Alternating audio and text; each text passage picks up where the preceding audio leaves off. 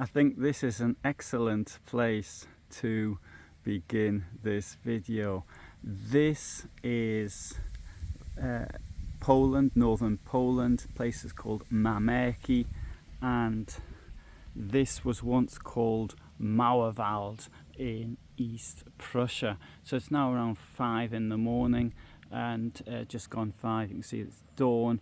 We have one boat already out on the lake, and to me this is what I find particularly idyllic, the early morning and dawn in summer in Poland. And you can hear perhaps the frogs on the lake, perhaps, and earlier you could also hear the common crane. The cry of the crane is particularly distinctive. There you go, did you hear that? And so here we've got a fish place which has got very good Google reviews, and now I'm going to take you into the forest to see what we can find here. Believe it or not, part of the planning for the 20th of July was made within 100 meters of where I'm now standing or walking.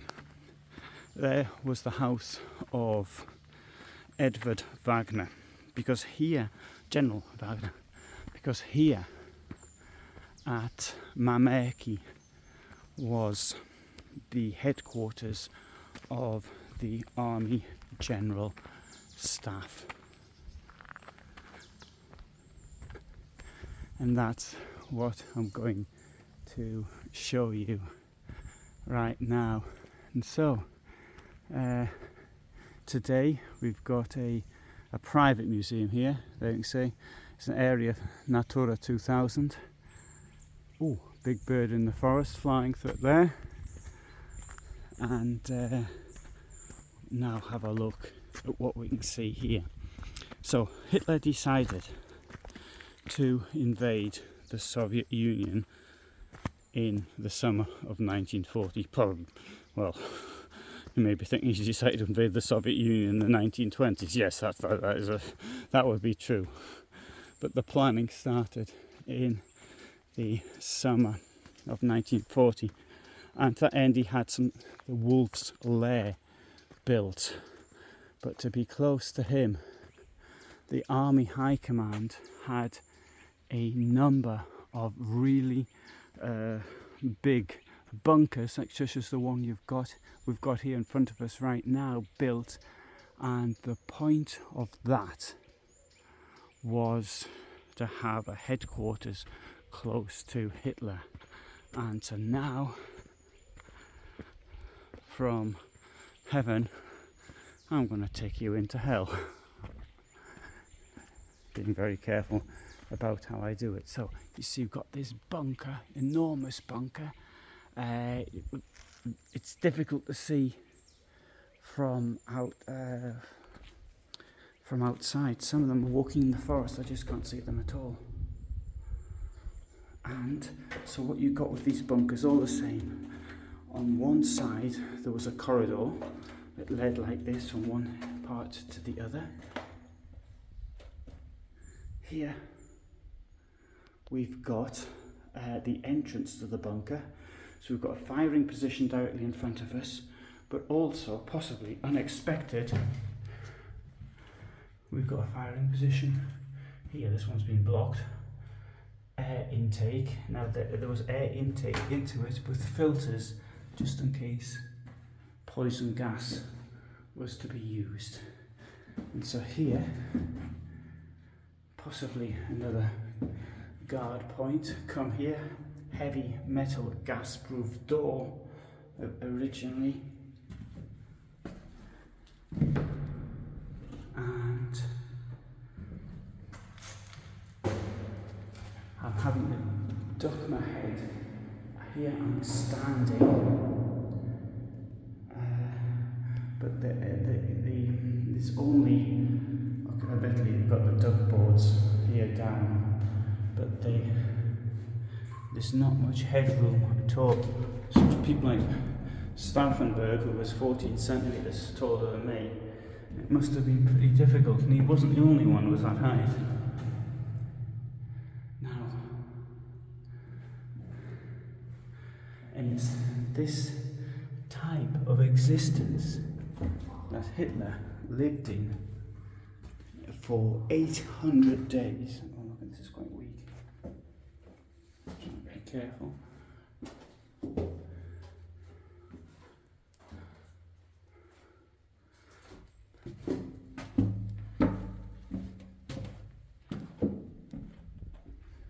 So, back out. You saw how big that was. How many square centimetres of usable space. So yeah, I used to work in real estate, so I speak like this sometimes. And now, from the outside, look how big it is. Absolutely enormous.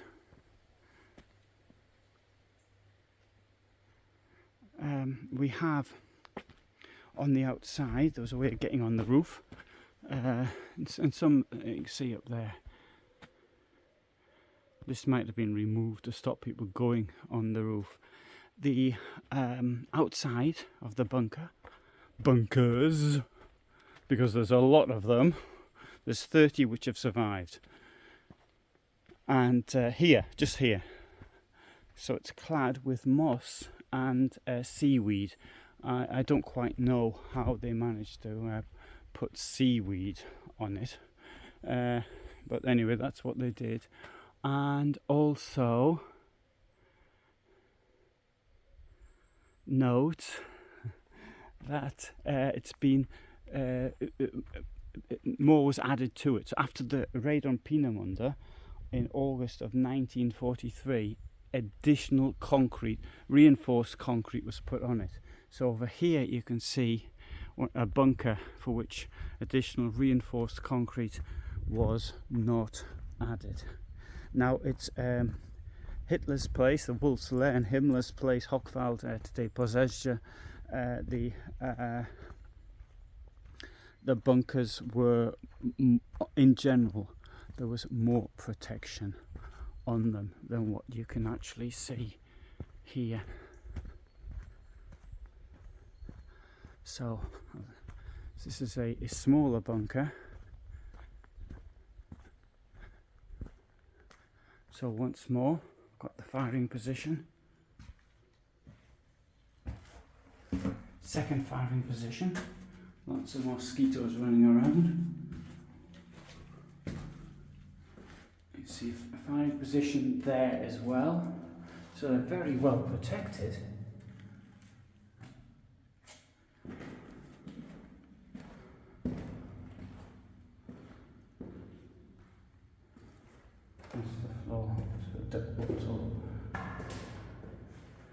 But the thing which I've got in my head all the time is I would have been thinking that, hang on, I didn't join the army to be stuck down places like this. If I'd wanted to do that, I'd have become a miner.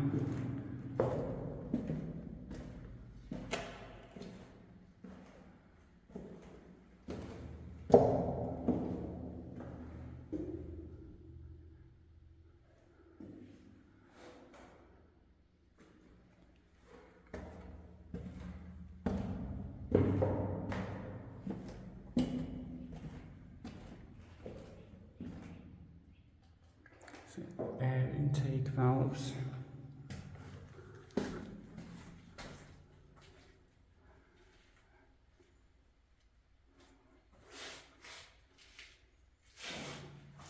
Gone through the whole thing, I think. I've done. Just check that one. Yes. So now this one unusually has the two doors to it. Most of them on the same side, that is. Most of them had one at one end and the other end.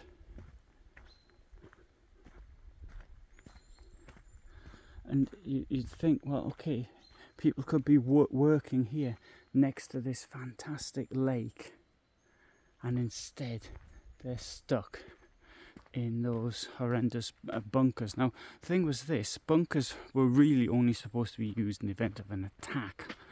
But we can see from Hitler's case, he was in the bunker all the time. And this must have affected his health. So Hitler, at 52, when the Operation Barbarossa started, he started living like this. He spent 800 days at Rastenburg. Most of that time was underground. So the Soviet campaign against the Soviet Union was 1,400 days approximately. It was mid-July 1942. He went off to Vinitsa. Came back from there November of 40. I think that's correct. I'll have to check that. And then he was back at Vinitsa for a month in February and March of 1943. And you want to see what Hitler was living in? Right, I'm now going to take you to the sort of bunker Hitler was in. And it was one like this. This was the bunker of Ulrich von Lies, or Lies, I can't quite remember. This is the biggest bunker here. General Lies was the head of the foreign armies, and so he was therefore involved with intelligence work. 25 meters long, 9 meters high. And right, so 9 meters high, you're going to expect some pretty high rooms inside. Well, you can tell by my note of sarcasm that that is not what you're going to see here. Oh, I was walking up the light on outside. Nice.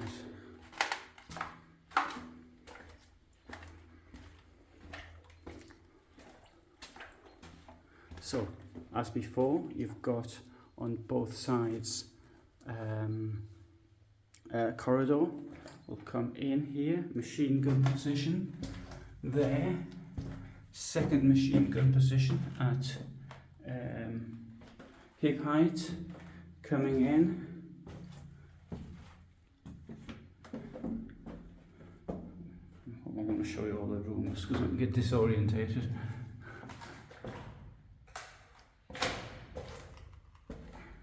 So 9 meters, look, okay. So the room in here, at my guess, about 2 meters 30 clearance. So of course there's the duct boards to add. So let's say 240, 245, something like that. And because here, like at the Wolf's Lair, the additional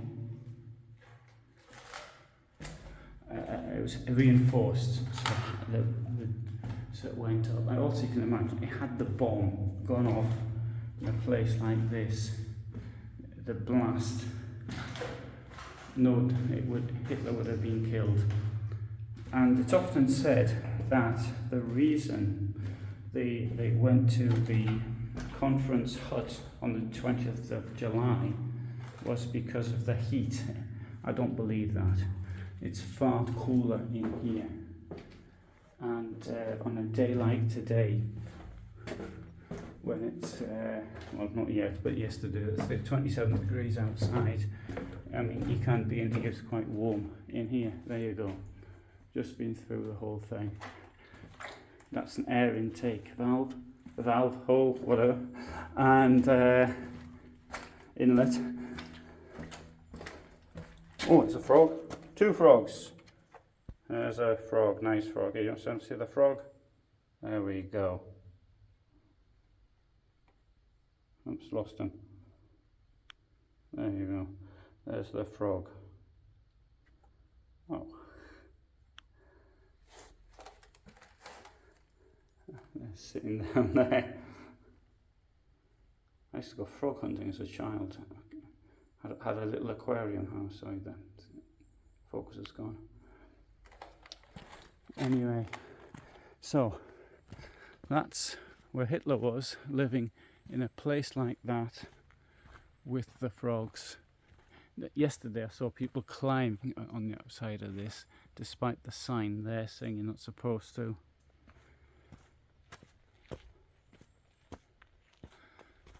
Yes, I would have climbed on it, but if it's a sign, I don't disobey the signs.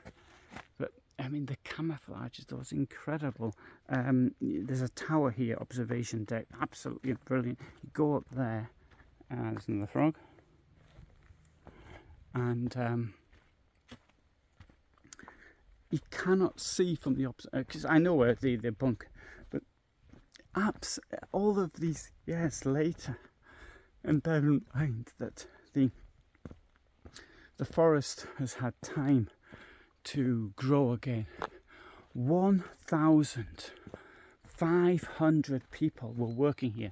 Maybe 40 or even heard 50 generals being here at any one time. And this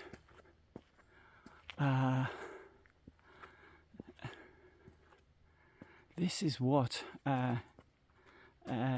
it looks like today. You can't see from the roof. They even planted trees. Now, there's something which I don't understand, but they said if you put too much soil on the roof, that could affect the blast in the event of a hit. And I don't follow that one at all. I follow if it's too heavy, but in the case of reinforced concrete, weighs a lot more than soil does.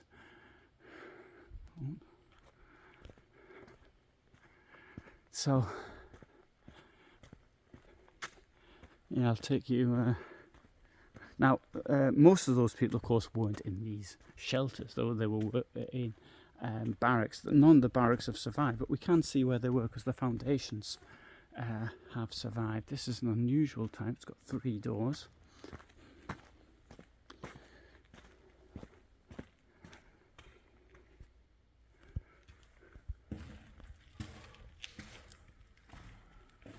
So this was for some type of technical equipment. Now, I do need to point out that these places were heated as well, and I think that this may have been one of those technical rooms for heating equipment and generators and the like. But even so, to return to the question of Hitler's health, there you go, transformer station. And here we can see a much smaller. We'll have a look in here, then I'm going to have to, I'll leave the video at that. So, machine gun positions. Walk through. Wake up.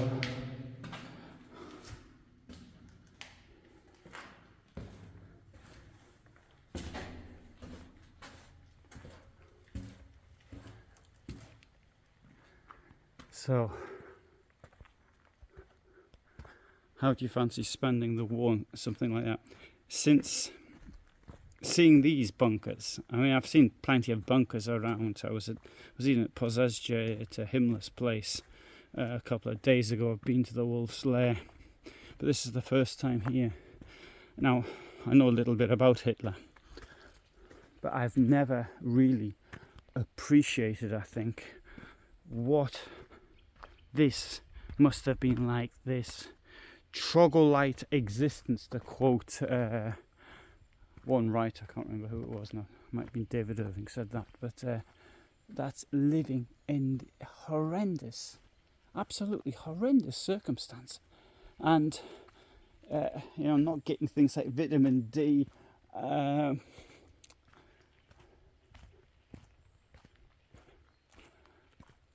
imagine how the humming of the air conditioning and this all the time. We're not going to sleep properly. Hitler brought it, of course, all upon himself, served him right, but nonetheless, I think that this really would have been a most difficult and unpleasant way to spend the time. Now, just to make the point here, General Lees, whose bunker this was, the same as Hitler's, he left here in 1943. He was seriously injured, and then he ended up spending 11 years, nearly 11 years, just under in Soviet captivity. So that itself must have been pretty unpleasant as well. But anyway, there you have it. So it's probably better off him when he was here. Mamerki, the bunkers here, definitely worth visiting. Don't bother with the Eagle's Nest. The Wolf's Lair. Come here instead. This place is full of mosquitoes, and that place is full of mosquitoes. They're both full of mosquitoes, and there's some pretty big ones we've seen today as well, which I don't know if it's come out on the screen, but there are quite large ones. Anyway, look, no, there's too many of them here. I'm withdrawing. Anyway, thanks for watching. I upload every day at 2000 hours my time. I'm based in Poland and in Germany. So if you want to see more videos like this, I also do documentary videos, but then please subscribe. At the moment, all the best from me in Poland. Bye for now.